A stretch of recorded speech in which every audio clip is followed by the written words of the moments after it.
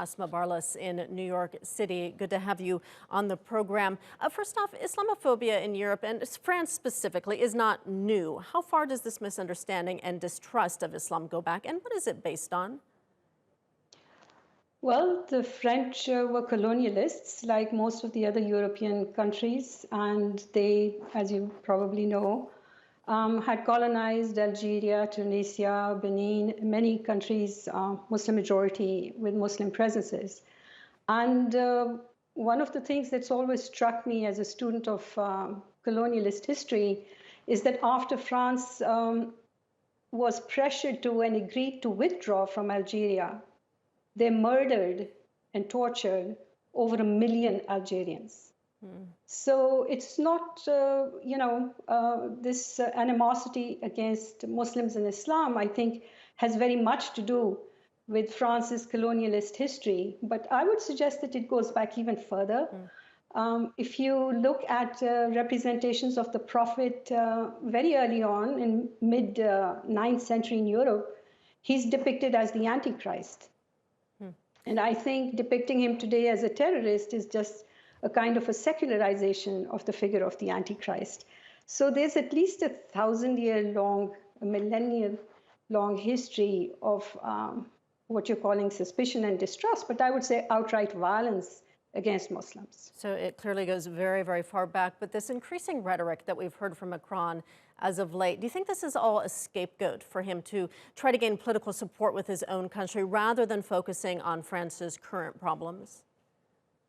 Well, it's the easiest way out. I think of France very much as a sort of a continuingly colonialist state. It's an apartheid state as far as Muslims are concerned. Muslims are disenfranchised. They're lumped into a sort of a homogeneous mass. Anytime a French Muslim commits a crime or 10 French Muslims commit a crime, it's ascribed to Islamism and they're called Islamists, which is a nonsensical word. And this is a way to anathemize the whole religion and to justify collective punishment. So these tendencies are very deeply rooted in French secularism, which is, as you know, not neutral towards religion. It's rabidly anti-Islamic. And so he is taking perhaps what he might have thought was an easy way out, but as you also said, at a huge cost.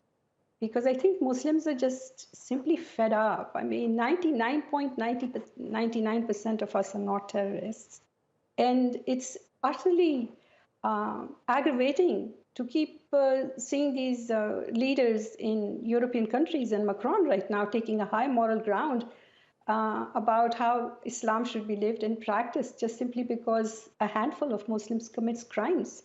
Yeah, certainly. Do you think that this Islamophobia as a diversionary tactic is working, though? Do you think we're seeing an ideological shift in France more toward the extreme right?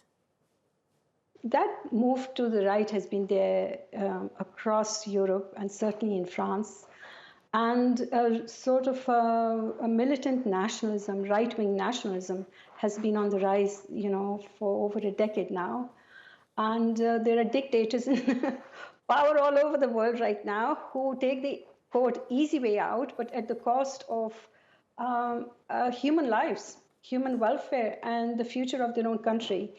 Macron can't afford a kind of to fan the flames of a sort of a civil war.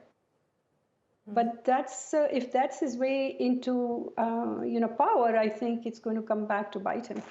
All right, we'll leave it there for now. Asma Barlas in New York City, thank you so much.